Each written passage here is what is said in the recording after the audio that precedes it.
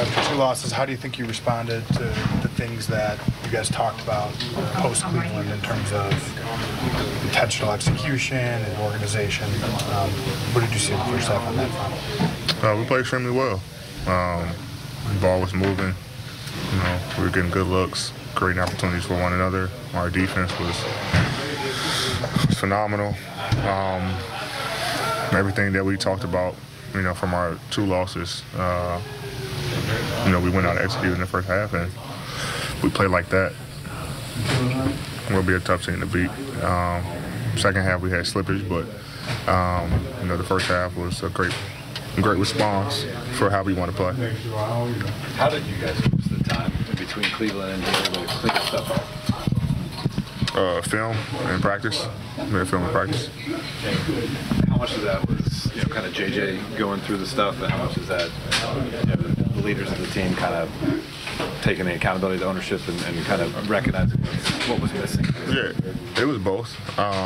We just need to get back on the floor, get back to us, going over our stuff. We haven't had a chance to practice, travel schedule and stuff like that. So it was good to get back on the floor yesterday, watch some film, and get back to what we do best. Kind of reviewing things and focusing on on us yesterday, and then focusing on Toronto earlier today in the morning and pregame. But I think it was JJ and guys individually just taking accountability on ways that we can be better. JJ adjusted the rotation a little bit, so Austin, LeBron start second and fourth, and you and D'Lo would play more together in the first and third quarters. What you feel about that? Or what you think of those looks, especially playing some alongside D'Lo a little bit more? It was good. It was really good. We were able to generate some shots. Obviously, like I said, we had slippage in the second half, but the first half, the change to the rotations looked good, from my perspective.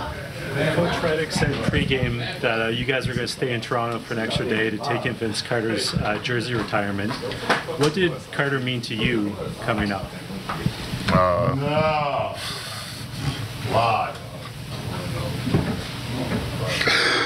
Obviously just his ability to, high flying, to be completely honest, I didn't watch, much of Vince growing up, but just playing against him, my time in the league, obviously he's, one of the greats, to play, especially here in Toronto. And then was able to turn his career, being a shooter toward, in the later parts of his career. But, what he was able to do on the floor, so I should, all his highlights, with his, jumping ability, definitely was an attraction for, especially guys, like me who are shot blockers, and see him coming down the lane. You kind of got to make a great business decision and get out the way, or get dunked on, because he wasn't really missing. So just seeing that up close for the time he was able. Obviously I caught the later end of his career, but the dunk contest and everything like that, you kind of wanted to watch that because of Vince was in it. So he meant a lot to our game. It'd be it's definitely an honor, I know, for him to have the jersey go up.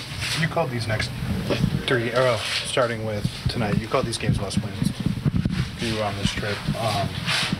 Why did you feel that this early in the season? And what kind of trust do you have in this group to put something like that out there and to see this group respond? Because we need to win games. We lost 2 in a row. We lost, beating ourselves. So, I think we're very capable of, putting pressure on ourselves to have games where it's a must-win.